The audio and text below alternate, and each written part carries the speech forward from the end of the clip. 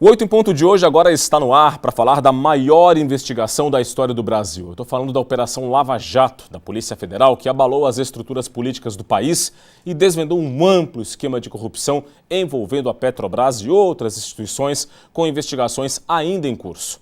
Agora, quais os impactos da operação no país? E o cenário para 2018?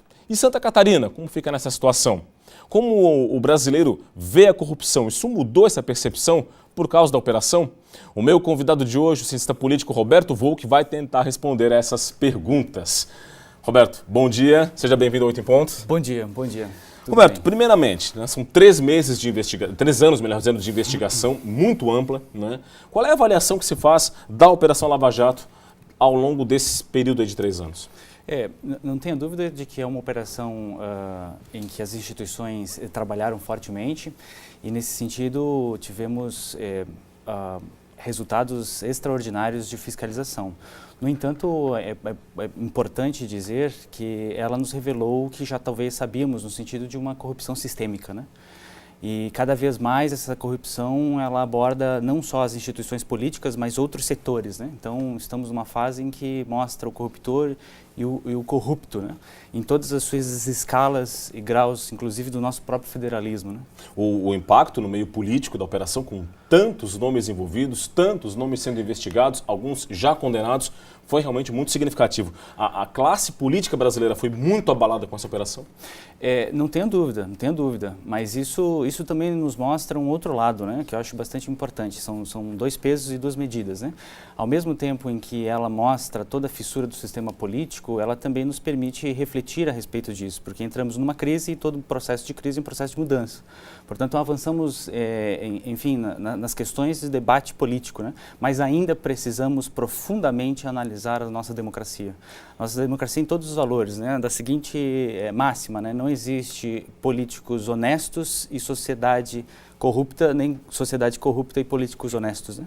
É uma relação muito próxima que nós precisamos, de fato, aprofundar melhor o debate da democracia e criar mais canais de diálogo. A gente está falando aqui de uma operação que já provocou mais de 1000 mandados de prisão, vai resgatar bilhões de reais que estão sendo desviados pelo ralo da corrupção, não é? Agora, como é que fica a questão da percepção da população? Muda a percepção da população sobre o que vem a ser corrupção, como combater a corrupção, uma melhor consciência com relação ao voto, ao poder do voto, a serenidade do voto. Isso é esperado que se mude com a Operação Lava Jato?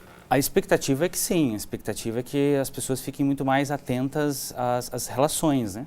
Mas a análise sempre é muito complexa, envolve muitos argumentos aqui, poderia dizer desde o sentido de democratizar os canais e meios de comunicação, a democratizar a ideia do acesso à própria plataforma política, né, uma reforma política, uma reforma eleitoral. São amplos os aspectos, né, e principalmente todos os lances dos aspectos políticos que se relacionam com a economia, né, o que é bastante importante. Podemos fazer uma análise geral de que fica muito polarizado o debate, e isso enfraquece os argumentos. Quando você não ataca o argumento do outro, sim a autoridade dele, o debate enfraquece. E aí a gente pede a pluralidade, a perspectiva de novas direções ou pelo menos resultados a médio e longo prazo. É mais ou menos o que está acontecendo hoje no Congresso, com alguns projetos de lei em discussão que visam até, de uma maneira direta ou indireta, enfraquecer a Lava Jato? Sim, mas é muito importante a gente pontuar porque existe uma inflação das informações. Essa inflação das informações geram justamente essa polarização, né? Uhum. Então as pessoas não analisam o projeto de abuso de autoridade porque a proposta é do Renan. Quer dizer, isso você ataca o argumento de autoridade e não o argumento do projeto. E, ao mesmo sentido, parece que as 10 medidas de combate à corrupção, o que é difícil, ganham um senso normal, mas poucas pessoas analisam e veem a fundo o que ela de fato nos diz, né? E algumas coisas bem perigosas no sentido de avanço e desmonte de algumas garantias fundamentais, né? Mas no bojo do debate de corrupção, cria-se aquela ideia em que Maquiavel já dizia, né? Você arranja um inimigo comum, todos tendem a apoiar, né? Então, o grande jargão é combate à corrupção generalizada sem uma transformação cultural. O que nos revela exatamente isso. Quer dizer, eu discuto a crise econômica e saúde, mas, ao mesmo tempo, sonego e etc. e tal, né? Isso no nível bem... O Congresso Nacional, da forma como ele está hoje, com tantos parlamentares, sejam eles deputados ou senadores, ou envolvidos na Lava Jato, ou respondendo a outros processos judiciais, ele tem, claro que ele é o representante legal da sociedade, mas você analisa que esse Congresso que está nesse momento tem condições de conduzir essas reformas? Não, de forma alguma, nenhuma. A legitimidade, que é um dos princípios basilares de todo o Estado de Direito e consequentemente, da democracia, ela está absolutamente fragmentada, né? Este Congresso ele não possui a legitimidade necessária para levar à frente essa reforma. Nós, diante dessa situação de cultura, ou de ruptura, ou de crise, né, podemos dizer assim, golpe parlamentar, etc., não há legitimidade por parte desse Congresso. Precisamos novamente lançar luz a 2018 e que em 2018 possamos novamente voltar ao patamar de dar à democracia a sua legitimidade.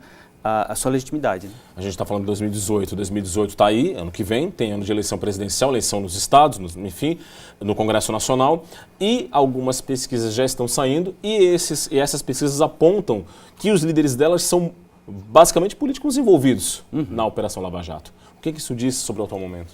É muito enigmático, né, nós aqui lançarmos luz, né, justamente porque um dos problemas das campanhas nas democracias modernas se resume ao custo da campanha. Então, nós tivemos um processo bastante interessante de visualizar que as empresas, de modo geral, quando financiam políticos, não financiam por valores republicanos, né? E sim há um interesse posto e bem pertinente ao seu desenvolvimento. Portanto, nós temos que agora analisar quem vai pagar a conta da campanha eleitoral de 2018. E isso vai exigir um esforço enorme de uma série de questões para a gente não repetir, na verdade, faltas de informações, né? As campanhas elas não vão ser financiadas por pessoas jurídicas e vai necessitar um controle, uma transparência muito mais forte. E essa transparência ela tem que partir necessariamente da sociedade, por seus vários caminhos e canais, né? O assunto, claro, não se esgota aqui, né? Você vai ser já convidado a voltar mais vezes aqui para a gente debater mais esse assunto. Roberto Volk, cientista político, muito obrigado pela sua participação aqui no 8 em Ponto. Uma boa semana. Pois não, obrigado.